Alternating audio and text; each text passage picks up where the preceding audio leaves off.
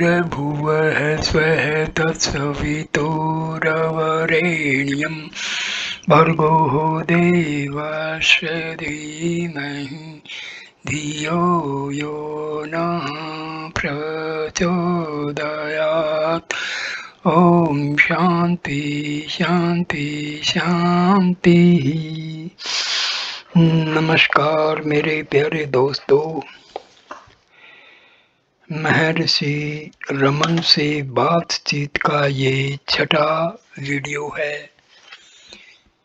इस वीडियो को मैं 47वीं बातचीत से शुरू कर रहा हूँ।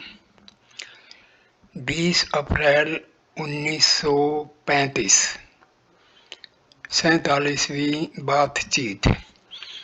एक मलयालम भाषी यात्री ने जगत के दुख कलेशों के प्रति अपनी चिंता प्रकट करते हुए आत्मा अनुसंधान की बात को ऐसे दुख देने के वातावरण के बीच स्वार्थपूर्ण पाया।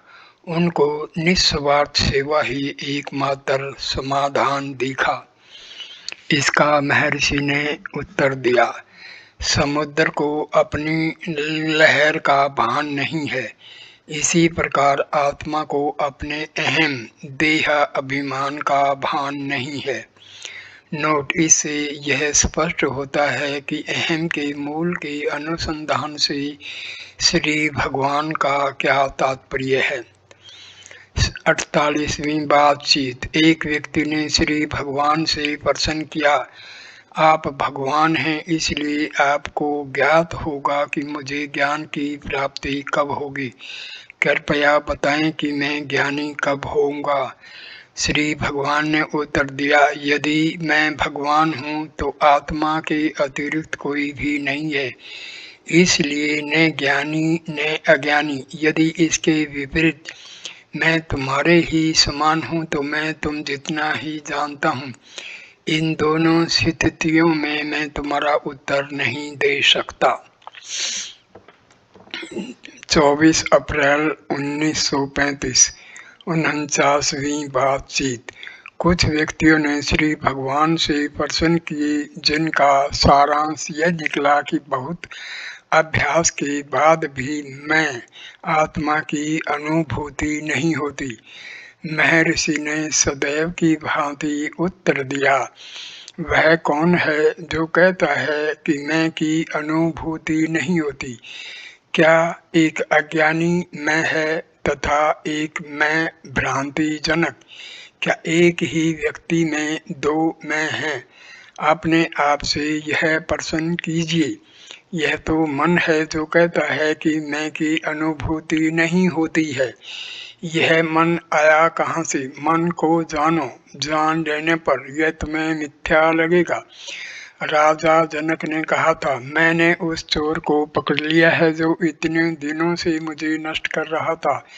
अब मैं उससे तुरंत ही निपट लूँगा, तभी मुझे आनंद की प्राप्ति होगी।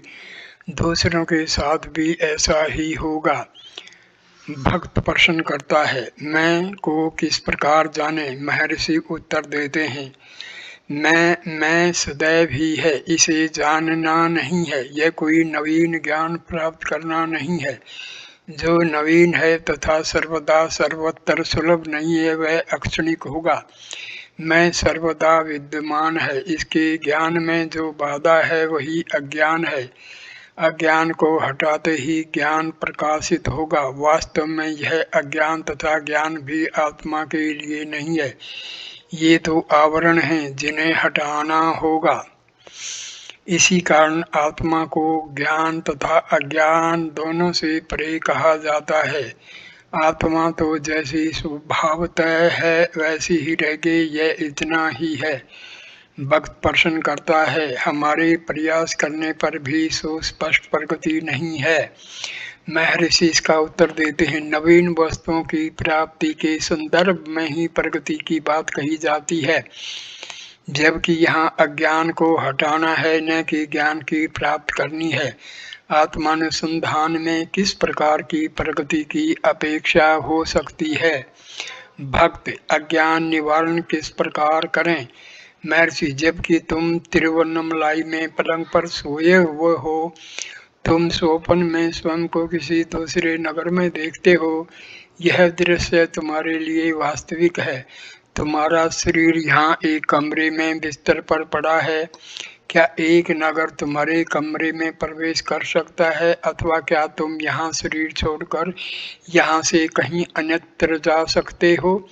दोनों ही असंभव हैं। अतः तुम्हारा यहाँ रहना तथा दूसरे नगर देखना दोनों ही बातें असत्य हैं।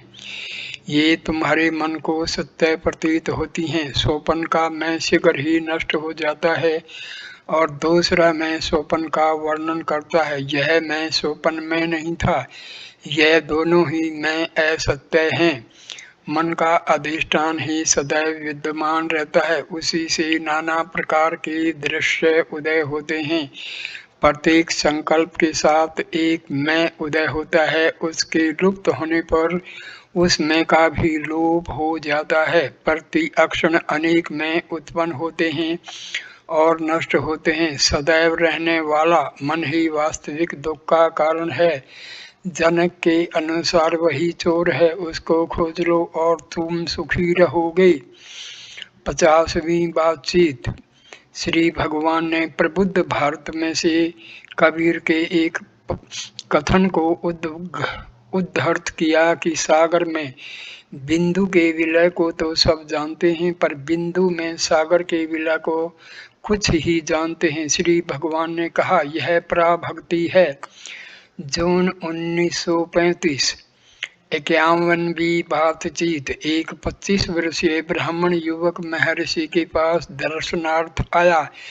महर्षि को देखते ही युवक उन्मादी होकर चिल्लाने लगा, शिवोहम अहम ब्रह्मास्मि, आप ईश्वर हैं, आप परब्रह्म हैं, आप मेरे पिता हैं, पिता मेरी रक्षा करो। और इसी प्रकार कहने लगा।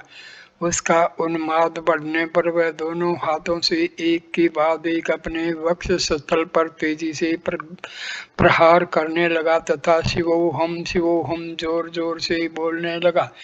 पुनः वह दांत पीसकर उन्माद से पुकारने लगा, मैं भौतिकवाद को नष्ट कर दूंगा, जैसे कि वह भौतिकवाद को अपने दांतों से पीस रहा हो। फिर वह बोला, या तो मुझे शक्ति दो, मुझे शक्ति दो, अन्यथा अन्यथा अन्यथा मैं। और इस प्रकार करने लगा जैसे अपना गला घोंट रहा हो। जब उसे अन्य व्यक्तियों द्वारा सावधानी से हटाया गया तो वह महर्षि के समक्ष साष्टांग दंडवत प्रणाम कर बोला, मैं अपने पिता के चरणों की शरण लूंगा। पिता पिता, आप पार्थसारथी हैं, मैं अर्जुन हूँ। हम लोग भौतिकवाद को निकाल बाहर करेंगे, आदि आदि। अंत में उसे महर्षि के समीप से हटा दिया गया। उसने स्नान किया, कुछ हल्का जलपान किया तथा कुछ घंटों तक वह कक्ष में शांत बैठा रहा। उसने दोपहर का भोजन नहीं किया। दोपहर के बाद उसे पुण्य दौरा पड़ा। तब वह चिल्लाने लगा, यदि अभी कृष्ण आ जाएं तो मैं उनका सिर काट लूं। उसने मुझे नौकरी छोड़ने की सम्मति दी और अब वे मेरी माँ की रक्षा नहीं करते, अथवा वे मेरा सिर ही काट दें। और इसी प्रकार कहने लगा। उसने कुछ घंटों तक शांत रहने के बाद महर्षि ने श्री के.एल. शर्मा से उनकी अनुबंध की टीका परिशिष्ट से 40 छंद के कुछ अंश पढ़ने को कहा। उसका सारांश यह था कि जो लोग आत्मनिर्भर नहीं है वे मानव कल्याण हेतु दैवी सहायता की इच्छा करते रहते हैं। यह उस लंगड़े की कथा के समान है जिसने दम से कहा था कि यदि कोई उसे केवल खड़ा कर दे तो वह शत्रु को परास्त करने में समर्थ है। ध्येय तो अच्छा है, पर अनुपात के संबंध में विवेकशीलता नहीं है। युवक यह सुनकर सहसा उछल पड़ा, श्री भगवान को प्रणाम करता हुआ कहने लगा, पिता पिता, मुझसे भूल हुई, मुझे क्षमा करें, मुझे निर्देश दें, मैं आपकी आज्ञा का पालन करूंगा। और इसी प्रकार कहने लगा। संध्या को पुनः युवक ने साष्टांग दंडवत कर कहा, मैं समर्पण करता हूँ। 9 जून 1935। 52वीं बातचीत। कोकानंद के एक व्यक्ति ने प्रश्न किया, मेरा मस्तिष्क 2 या 3 दिन निर्मल रहता है और फिर 2-3 दिन के लिए मलिन हो जाता है, और कर्म से ऐसा ही होता रहता है। इसका क्या कारण है? महर्षि ने उसका उत्तर दिया, यह स्वाभाविक है। यह प्रकाश, सत्व, क्रियाशीलता, राजस एवं अज्ञान, तामस का कर्मानुसार खेल है। तामस के आगमन पर दुख मत करो, किंतु जब सत्व का अवसर हो तो उसे दृढ़ता से पकड़ लो और उसका सदुपयोग करो। भक्त ने प्रश्न किया, हृदय क्या है? महर्षि ने उत्तर दिया, यह आत्मा का, यदि उसके लिए ऐसा कहा जा सके, स्थान है। भक्त का प्रश्न, क्या यह शारीरिक हृदय है? महर्षि, नहीं, यह वह स्थान है जहाँ से मैं उदय होता है। भक्त, मृत्युपरांत जीव का क्या होता है? महर्षि, इस समय जीवित जीव के लिए यह प्रश्न उचित नहीं है। देह रहित होने के बाद जीव मुझसे प्रश्न करे, यदि संभव हो। अभी तो देहधारी जीव अपनी वर्तमान समस्या का हल करे तथा यह खोजे कि वह कौन है, तब ऐसे सारे संशय समाप्त हो जाएंगे। भक्त, ध्यान क्या है? महर्षि ने इसका उत्तर दिया, ध्यान का प्राय यह आशय है कि वस्तु पर एकाग्र होकर ध्यान लगाना, जबकि निधिध्यासन का आशय आत्मा अनुसंधान अथवा आत्म विचार करना है। जब तक अपने स्वरूप की अनुभूति नहीं होगी तब तक त्रिगुण बने रहेंगे। जहाँ तक मुमुक्षु का संबंध है, ध्यान तथा निधिध्यासन एक ही हैं, क्योंकि वे त्रिपुटी के अंतर्गत हैं तथा भक्ति के पर्याय हैं। भक्त, ध्यान का अभ्यास किस प्रकार किया जाए? महर्षि, ध्यान का उद्देश्य मन को एकाग्र करना है। मुख्य विचार अन्य विचारों को दूर रखता है। ध्यान व्यक्ति के स्वभाव के अनुसार भिन्न भिन्न प्रकार का होगा। ध्यान ईश्वर के किसी एक रूप तथा आकृति पर, मंत्र अथवा आत्मा पर हो सकता है। 15 जून 1935, 53वीं बातचीत। एक युवक श्री नोयर्स दर्शनार्थ आए। उन्होंने पॉल ब्रंट की 2 पुस्तकें पढ़ी थी। उनका प्रश्न था, बौद्धों के मतानुसार मैं वास्तविक नहीं है, जबकि पॉल ब्रंटन गुप्त मार्ग मैं देहाभिमान के विचार से मुक्ति तथा मैं की अवस्था आत्म भाव की प्राप्ति को करने को कहते हैं। कौन सा विचार ठीक है? महर्षि जवाब देते हैं, मैं 2 प्रकार के माने गए हैं। एक निमन तथा मिथ्या है, जिससे हम परिचित हैं। दूसरा उच्चतर तथा सत्य है, मैं आत्मा हूँ जिसकी अनुभूति करनी है। सुषुप्ति में तुम्हें स्वयं का भान नहीं रहता, जबकि जागृति में तुम्हें भान रहता है। जाग कर तुम कहते हो कि तुम सो रहे थे, गहन निद्रा में तुम्हें इसका भान नहीं था।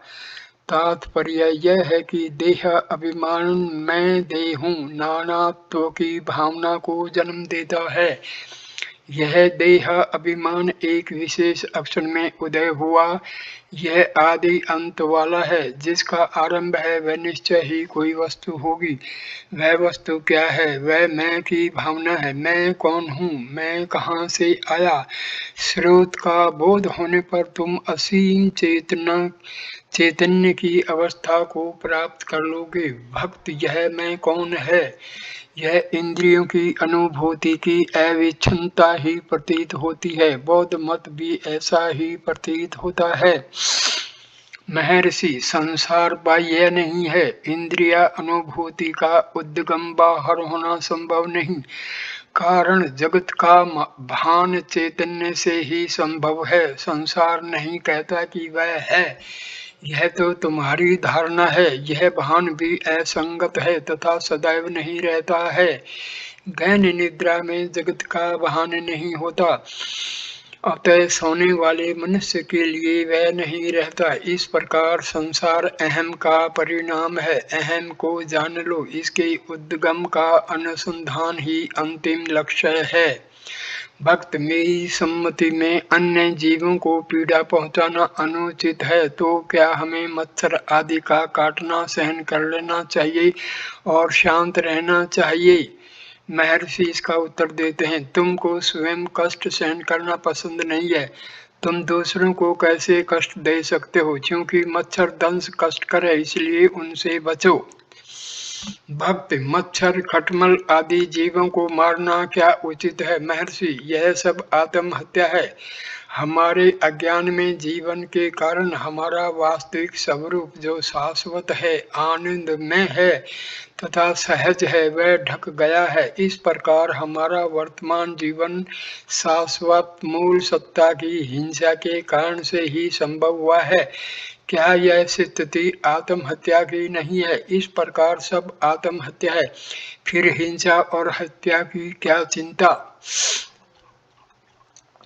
कुछ समय उपरांत हुई वार्ता में आगंतुक ने कहा, संसार संकेत भेजता है और मैं जग जाता हूँ।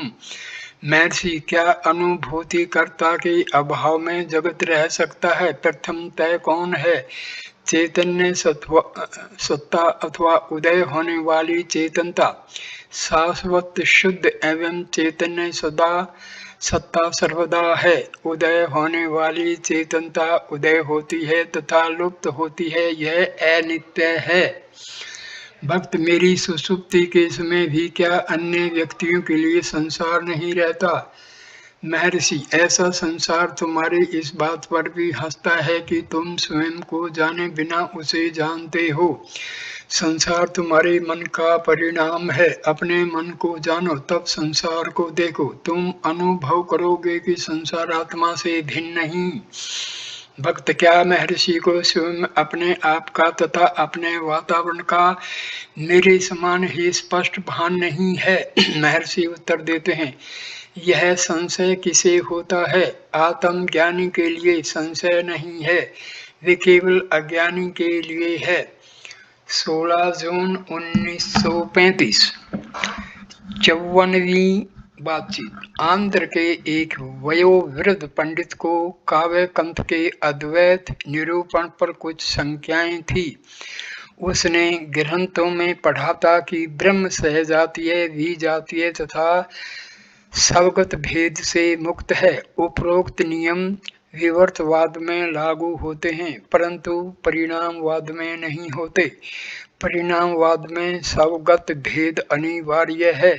महर्षि ने बताया कि दक्षिणामूर्ति ने इस प्रकार का कुछ भी निर्देश नहीं किया है। उन्होंने ऐसा नहीं कहा कि ब्रह्म शक्ति से संबंध है अथवा नहीं। जो था वह केवल मौन था और शिष्यों के संशय दूर हो गए। महत्वपूर्ण यह है कि न तो कुछ सीखना है, न विचार विमर्श करना है और न निष्कर्ष निकालना है। प्रत्येक व्यक्ति जानता है मैं हूँ। भ्रम यह है कि मैं देह है, क्योंकि मैं परब्रह्म से उदय होकर बुद्धि को जन्म देता है। बुद्धि से मैं शरीर का रूप तथा आकार देखता है। न मेदेहा का अर्थ है ब्रह्म को बुद्धि से अनुभव नहीं किया जा सकता। ब्रह्म बनता है अहम, बनता है बुद्धि। ऐसी बुद्धि अहम को लांग कर किस प्रकार ब्रह्म को खोज सकती है? यह असंभव है। केवल मैं के देह होने के मिथ्या संकल्प से परे हो जाओ। यह खोज करो कि संकल्प किसको उठते हैं। यदि वर्तमान मैं का भाव समाप्त हो जाए तो खोज पूर्ण हो जाएगी। तब केवल शुद्ध आत्मा शेष रहेगी। गाढ़ी निद्रा तथा जागृत अवस्था की तुलना करो। नानात्व तथा शरीर केवल जागृत अवस्था में ही रहते हैं। सुषुप्ति में आत्मा को देह अथवा संसार की अनुभूति नहीं होती, वहाँ आनंद का साम्राज्य है। श्रुति के वाक्य अहम ब्रह्मास्मि का तात्पर्य स्थिति से है, मन की वृत्ति से नहीं। केवल लगातार मंत्र जाप से कोई ब्रह्म नहीं बन सकता। इसका भाव यही है कि ब्रह्म अन्यत्र नहीं है। वह तुम्हारी आत्मा है। इस आत्मा को खोज लो, ब्रह्म प्राप्त हो जाएगा। ब्रह्म तक पहुंचने का प्रयास इस प्रकार मत करो जैसे ब्रह्म किसी बहुत दूर जगह पर है। पंडित ने कहा कि संकल्प इतने प्रबल हैं कि अहम तक नहीं पहुंचा जा सकता।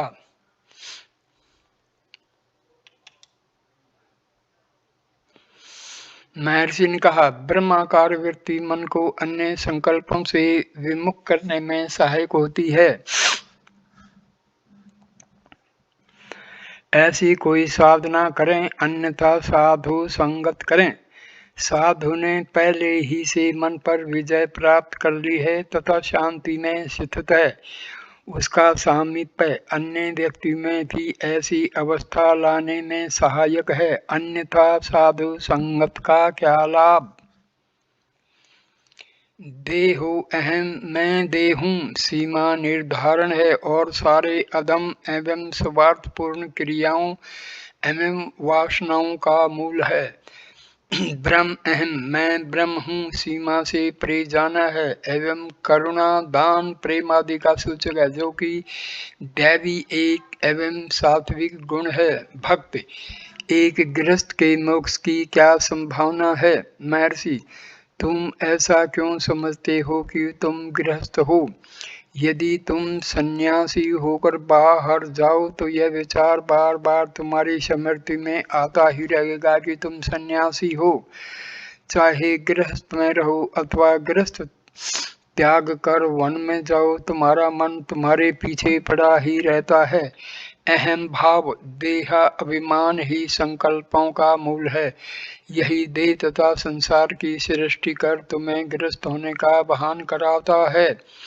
यदि तुम संसार से विरक्त हो जाओ तो गृहस्थ के स्थान पर सन्यासी का संकल्प उत्पन्न हो जाएगा तथा परिवार के स्थान पर वन का वातावरण, पर मानसिक बाधाएं सदैव ही यथावत बनी रहेंगी। नए वातावरण में वे बढ़ भी जाती हैं। वातावरण का परिवर्तन सहायक नहीं होता, बाधा मन की है, इसे जीतना होगा, चाहे घर में रहो या जंगल में। यदि तुम इसे जंगल में कर सकते हो तो घर में क्यों नहीं। इसलिए वातावरण को क्यों बदलते हो। तुम किसी भी वातावरण में हो, तुम इसी अक्षण से प्रयास कर सकते हो। वातावरण तुम्हारी इच्छा अनुसार तुम्हारा परित्याग नहीं करेगा। मुझे देखो, मैंने घर छोड़ा, अपने आप को देखो। तुम घर का वातावरण छोड़कर यहाँ आए हो, यहाँ तुम क्या देखते हो। तुम्हारे घर के वातावरण से क्या यह कुछ भिन्न है।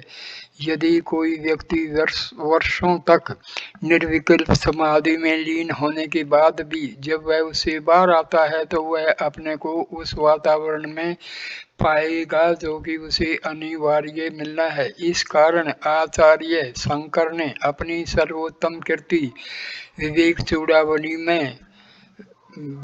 चूड़ामणि में निर्विकल्प समाधि की अपेक्षा सहज समाधि को प्राथमिकता दी है।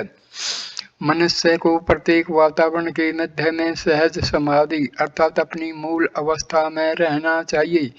श्री भगवान ने बाद में कहा, प्राणायाम आंतरिक हो अथवा बाह्य, अंतः प्राणायाम आंतरिक श्वास संयम इस प्रकार हैं।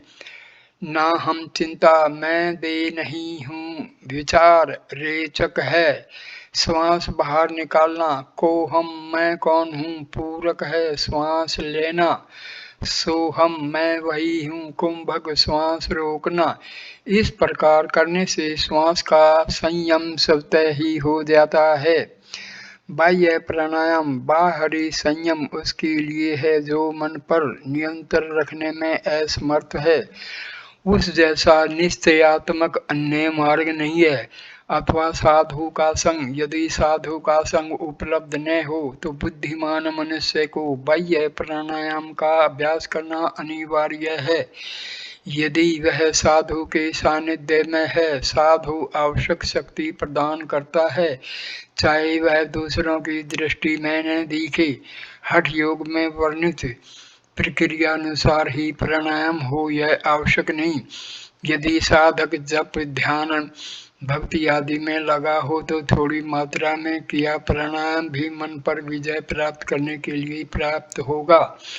श्वास रूपी अश्व पर मन रूपी सवार है। प्राणायाम उस घोड़े को नियंत्रित करता है। इस नियंत्रण से सवार पर भी नियंत्रण हो जाता है। प्राणायाम अल्प मात्रा में भी किया जा सकता है। श्वास के प्रति सतर्क रहना भी इसी प्रकार है। अन्य कार्यों से बेसुध हुआ मन श्वास के प्रति सजग रह सकता है। इससे श्वास का संयम होगा और इस प्रकार मन का संयम हो जाता है। यदि यह न कर सको तो रेचक पूर्वक न किए जाएं। जब ध्यान आदि में कुछ देर तक श्वास रोक रखा जाए, इससे भी उत्तम परिणाम निकलेंगे। 18 जून 1935। 55वीं बातचीत। भक्त प्रश्न करते हैं, क्या राम कृष्ण के पावन नाम के उच्चारण से अद्वैत की अनुभूति हो सकती है? महर्षि कहते हैं, हाँ। भक्त प्रश्न पूछता है, क्या यह निम्न कोटि का साधन नहीं है? महर्षि, तुम्हें जप करने को कहा गया है अथवा उसकी विशुद्ध चर्चा करने को कहा गया है? भक्त मौन रहा। 22 जून 1935। 56वीं बातचीत। एक 20 वर्ष के युवक ने पूछा, आत्मा की अनुभूति कैसे करें? 1 घंटे तक वह मौन बैठा प्रतीक्षा करता रहा। वह जाने ही वाला था कि चलते चलते उसने प्रश्न किया।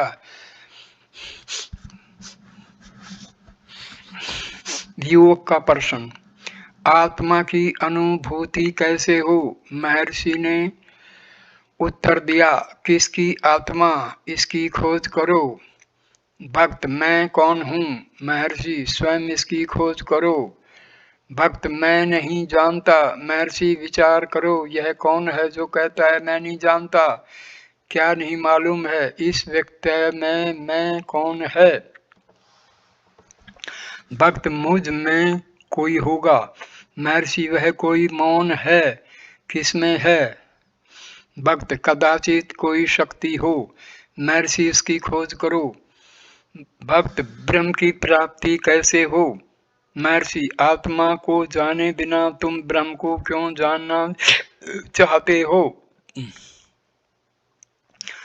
भक्त का प्रश्न, शास्त्र का कथन है कि ब्रह्म सर्व जगत में तथा मुझ में व्याप्त है। महर्षि, मुझ में मैं का पता लगा लो, तदुपरांत तुम्हें ब्रह्म का विचार करने को समय मिलेगा। भक्त, मेरा जन्म क्यों हुआ? महर्षि कहते हैं, जन्म किसका हुआ? तुम्हारे सारे प्रश्नों का एक ही उत्तर है। भक्त, फिर मैं कौन हूँ? महर्षि मुस्कुराते हुए, क्या तुम मेरी परीक्षा करने आए हो तथा मुझसे प्रश्न करने आए हो? तुम ही कहो, तुम कौन हो? भक्त, गाढ़ी निद्रा में आत्मा देह को त्याग कर अन्यत्र रहता है, जबकि वह पुनः प्रविष्ट होता है, तब मैं जाग जाता हूँ, क्या ऐसा ही है? महर्षि, क्या वह क्या है जो देह छोड़कर जाता है?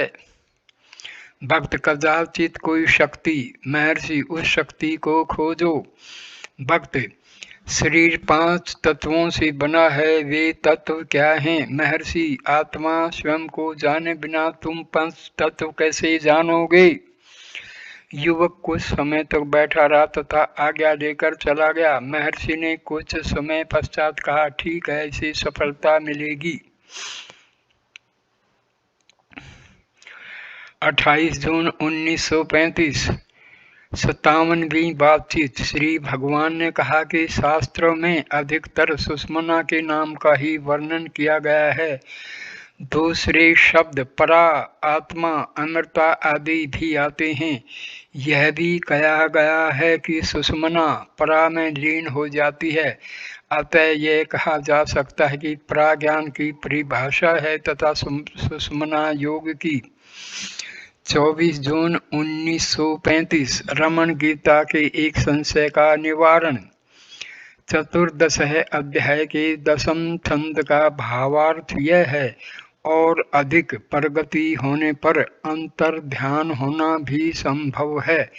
इस तरह के व्यक्ति केवल शुद्ध चैतन्य होने से सिद्ध की तरह रहते हैं।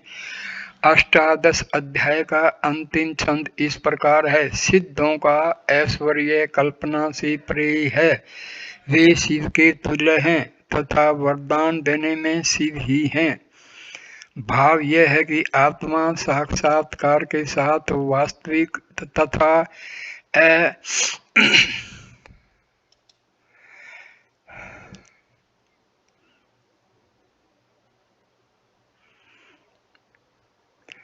तथा अविच्छिन्न तप प्राप्त होता है। ऐसे तप के सिद्ध होने पर कुछ ज्ञानी अपने शरीर को अति सूक्ष्म तथा अदृश्य बना सकते हैं, वे सिद्ध कहे गए हैं।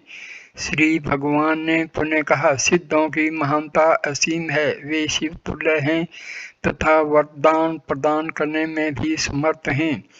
उपनिषद का एक मंत्र है, नंबर 1, आत्मगम हर्षयेत भूति कामः। इसका अर्थ है अथवा मोक्ष की कामना करने वाले को आत्मज्ञानी संत की सेवा करनी होगी।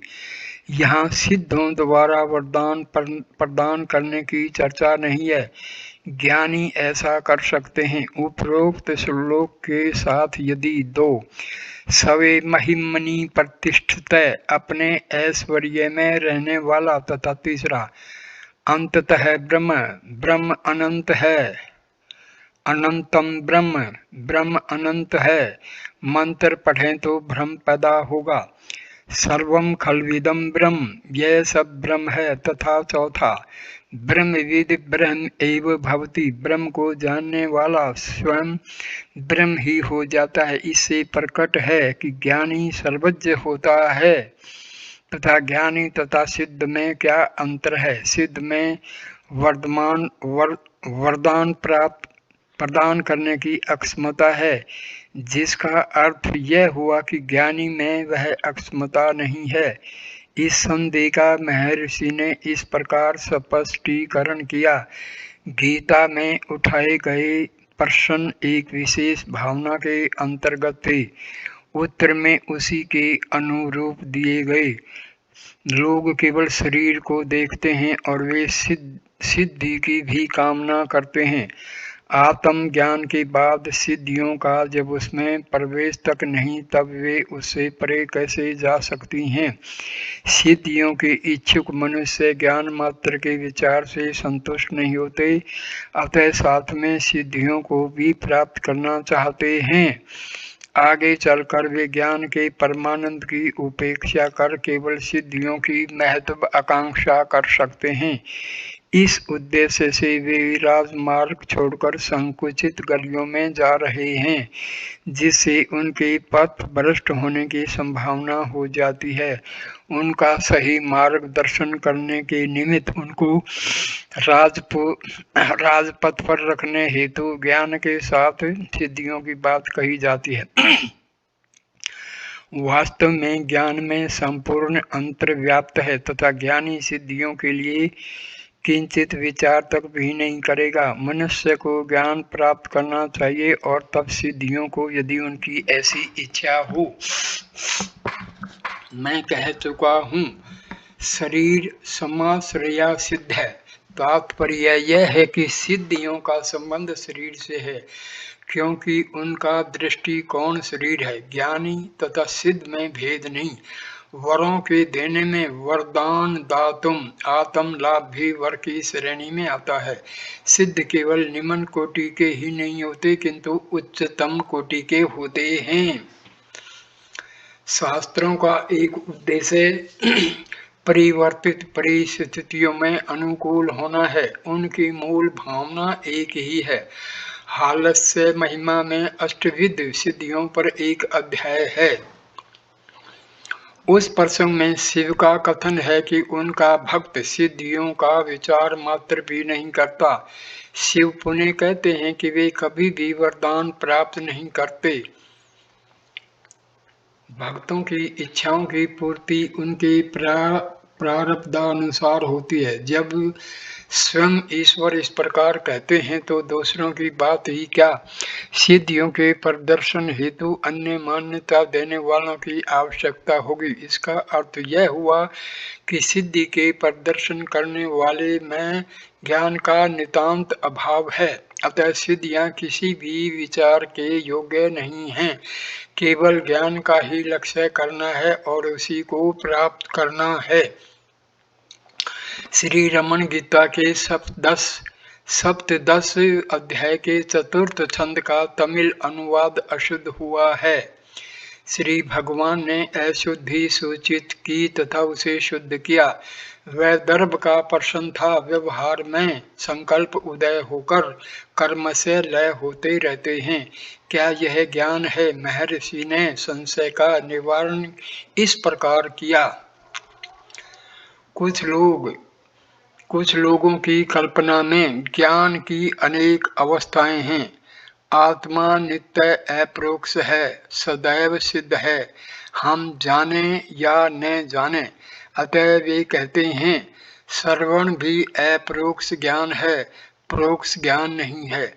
किंतु ज्ञान का परिणाम सर्व दुख निवृत्ति है, जो श्रवण मात्र से सुलभ नहीं है। अतः उनका कहना है कि यह अपरोक्ष होते हुए भी दृढ़ नहीं है। वासनाओं का उदय उसे निर्बल व अस्थिर बना देता है। जब वासनाएं नष्ट हो जाती हैं तभी ज्ञान दृढ़ एवं फलदायक होता है। कुछ लोगों का मत है कि श्रवण केवल परोक्ष ज्ञान है, मनन से यह कभी कभी अपरोक्ष हो जाता है। इसके बराबर रहने में वासनाएं बाधक हैं, वे मनन के बाद और भी अधिक शक्तिशाली होकर उठती हैं। वासनाओं पर नियंत्रण आवश्यक है। ऐसी जागरूकता देहो ना अहम, मैं दे नहीं हूँ की स्मृति तथा मनन काल में हुए अपरोक्ष अनुभव पर दृढ़ रहने से होती है।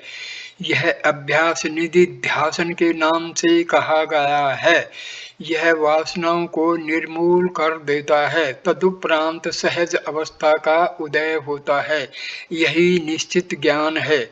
मनन से प्राप्त अपरोक्ष ज्ञान न दुख की निवृत्ति करता है, न मोक्ष दे सकता है, क्योंकि वासनाएं समय समय पर ज्ञान को आवृत करती रहती हैं। अतः यह निर्बल है, जो निधिध्यासन पूर्ण एकाग्र भाव द्वारा वासनाओं के निर्मूल होने से ही दृढ़ होता है। पुणे रमण गीता पर चर्चा। एक भक्त श्री TKS अय्यर चक्रों पर वार्तालाप कर रहे थे। श्री भगवान ने कहा, केवल आत्मा का साक्षात करना है। यह अनुभूति अन्य सबको अपने अक्षेत्र में व्याप्त कर लेती है। शक्ति, गणपति, सिद्धियां आदि सब इसी में सम्मिलित हैं। जो इनकी चर्चा करते हैं उन्होंने आत्मा का साक्षात्कार नहीं किया है। आत्मा हृदय में है, स्वयं हृदय ही है, इसका मस्तिष्क में अनुभव होता है। हृदय से मस्तिष्क तक का मार्ग सुषुम्ना अथवा अन्य किसी नाड़ी में होकर माना जा सकता है। उपनिषदों का कथन है, परालीना अथवा सुषुम्ना अथवा अन्य नाड़ियां परा अथवा आत्म नाड़ी में व्याप्त हैं। योगियों का कथन है कि विद्युत शक्ति का प्रवाह जो सहस्रार मस्तिष्क तक उठता है वहीं समाप्त होता है। यह अनुभव संपूर्ण नहीं है। ज्ञान हेतु उन्हें हृदय तक आना होगा। अथ से इति तक हृदय ही है। 4 जुलाई 1935 श्रीमद्भगवत गीता 58वीं बातचीत। श्री रंगनाथन ICS। श्रीमद्भगवत गीता में एक जगह कहा है, व्यक्ति का स्वयं का धर्म ही सर्वश्रेष्ठ है। दूसरे का धर्म भय का देने वाला है। सब धर्म का क्या महत्व है? महर्षि इसका उत्तर देते, सामान्यतया सब धर्म से तात्पर्य विशिष्ट कोटि तथा जातिगत कर्तव्यों से है। भौतिक वातावरण भी ध्यान में रखना चाहिए। भक्त, यदि वर्णाश्रम धर्म से आशय है तो इस प्रकार के धर्म का प्रचलन तो भारत में ही है, जबकि गीता का उपदेश तो अखिल जगत के हेतु होना चाहिए। महर्षि, हर देश में किसी न किसी रूप में वर्णाश्रम विद्यमान है। महत्व इस बात का है कि एकमात्र आत्मा में स्थित रहो, वहां से बाहर भटको नहीं। इसका वास्तविक भाव यही है। सब सब जाता है स्वयं का अर्थात आत्मा का, पर जिसका मतलब है दूसरे का अर्थात आत्मा का।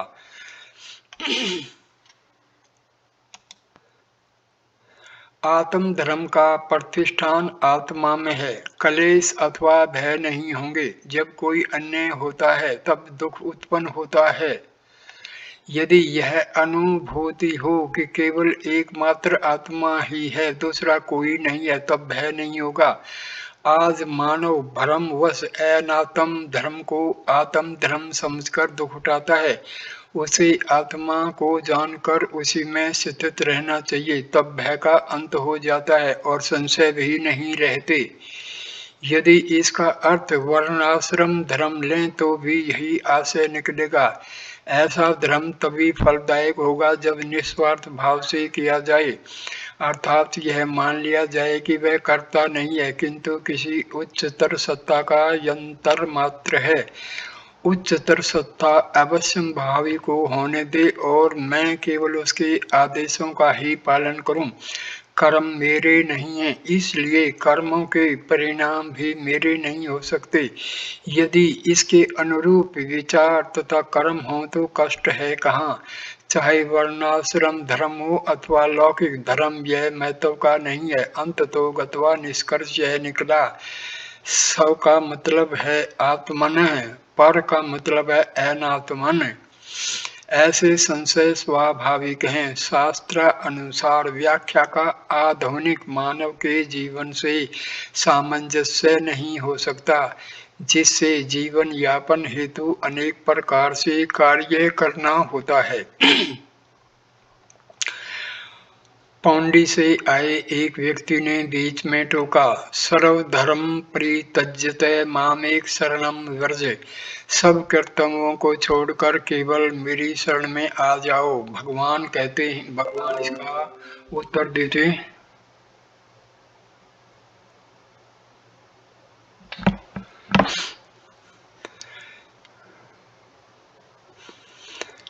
सर्व अनात्मन ही है। सर्व अनात्मन ही है। महत्व एक का है। जिस मनुष्य की दृढ़ स्थिति एक पर है उसके लिए धर्म कहाँ है।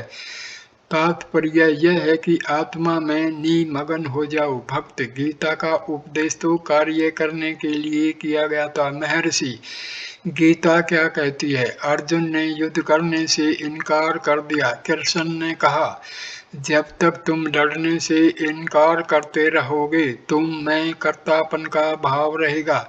युद्ध करने वाले अथवा न करने वाले तुम कौन हो?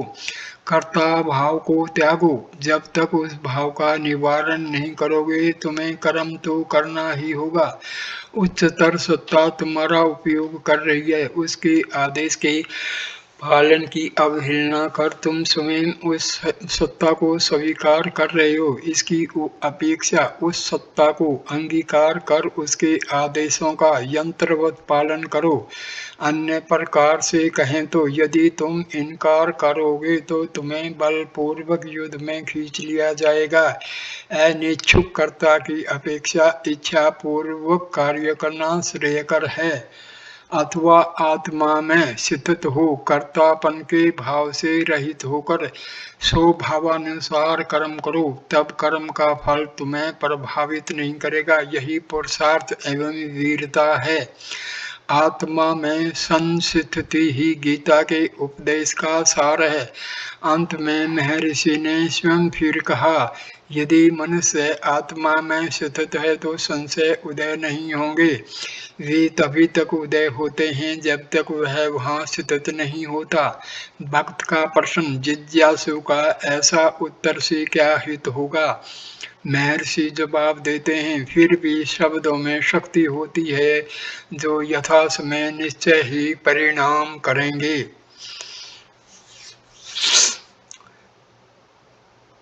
59वीं बातचीत। एक मौलवी ने प्रश्न किया, निद्रा कैसे आती है? महर्षि, यदि प्रश्नकर्ता जान लें जागृति में कौन जाग रहा है तो वह यह भी जान लेगा कि निद्रा कैसे आती है। जिज्ञासा जागृत मनुष्य को होती है, सोने वाले को नहीं। सुषुप्ति आत्मा की अपेक्षा जागृत आत्मा को जानना सरल है। भक्त, मैं कैसे जगा यह जानता हूँ, कि निद्रा कैसे आई यह मैं नहीं जानता। मुझे अपनी जागृत अवस्था का भान है। उदाहरणार्थ, यदि कोई मेरा बैंत ले जाए तो मैं उसे रोक देता हूँ, किंतु निद्रा या सोपन में ऐसा नहीं कर सकता। जागृति का प्रमाण स्पष्ट है, परंतु निद्रा का क्या प्रमाण है? महर्षि, तुम्हारा अज्ञान निद्रा का प्रमाण है, तुम्हारा ज्ञान जागृति का। भक्त, मेरी आंखों के खुलने से जागृति का पता चल जाता है, किंतु मुझे निद्रा किस प्रकार घेर लेती है? महर्षि, जिस प्रकार निद्रा तुमको घेर लेती है उसी प्रकार जागृति भी तुमको घेर लेती है। भक्त, किंतु मैं निद्रा का आगमन उसी प्रकार अनुभव नहीं करता जिस प्रकार अपनी जागृति का। महर्षि, कोई बात नहीं। भक्त, कृपया निद्रा का वर्णन वगैरह उदाहरण के दें। निद्रा स्वयं क्या है यह जानना आवश्यक है। मैं निद्रा का वास्तविक चित्र चाहता हूँ। महर्षि, ऐसा चित्र तो निद्रा ही है। भक्त, मुक्ति विवाहित रहकर पाना उत्तम है अथवा सन्यासी बनकर? महर्षि, तुम जिसे भी उत्तम समझ लो। भक्त, विश्वामित्र विवाहित अवस्था में नहीं गिरे किंतु सन्यासी जीवन में एक बार फिसल गए, क्या यह दूसरों पर भी लागू नहीं होता? महर्षि, सन्यासी जीवन में भी विश्वामित्र उतने ही पवित्र थे जितने कि विवाहित जीवन में। उनमें तनिक भी अंतर नहीं था। विवाहित अवस्था में भी वे उतने ही अपवित्र थे जितने कि सन्यासी अवस्था में थे। भक्त, क्या वे ऋषि थे? महर्षि, अपवित्र अवस्था में वे ऋषि नहीं थे। भक्त, क्या वे पुनः ऋषि बन सकते थे? महर्षि, हाँ, उपयुक्त भक्ति से वे अच्छे ऋषि बन सकते थे। प्रायश्चित तथा प्रार्थना से वह ठीक हो जाता है। भक्त, इतने वर्षों की तपस्या से आपने क्या प्राप्त किया? महर्षि, जो प्राप्त करने योग्य था वही मैंने प्राप्त किया, जो देखने के योग्य है वही मैं देखता हूँ। भक्त, क्या सभी वही देखने में समर्थ हैं? महर्षि, दूसरे देखते हैं वही मैं देखता हूँ, वह तो सभी में अनुस्यूत है। भक्त, क्या उसे देखने का यही मार्ग है? महर्षि, पद्धति कोई भी हो, हज करने वाले किसी भी दिशा से आए उन्हें एक ही मार्ग से काबा में जाना होगा अथवा काबा जाने को एकत्रित होना होगा। भक्त, आपके स्वयं के अनुभूत मुक्ति पथ पर चलने के लिए दो उपदेश बताने की कृपा करें। महर्षि इसका उत्तर देते हैं, मैं क्या उपदेश जानता हूँ, हर वस्तु उपदेश है। ईश्वर की आराधना ही एकमात्र उद्देश्य है। मैं इस वीडियो को यहीं पर पूर्ण विराम देता हूँ। अगला वीडियो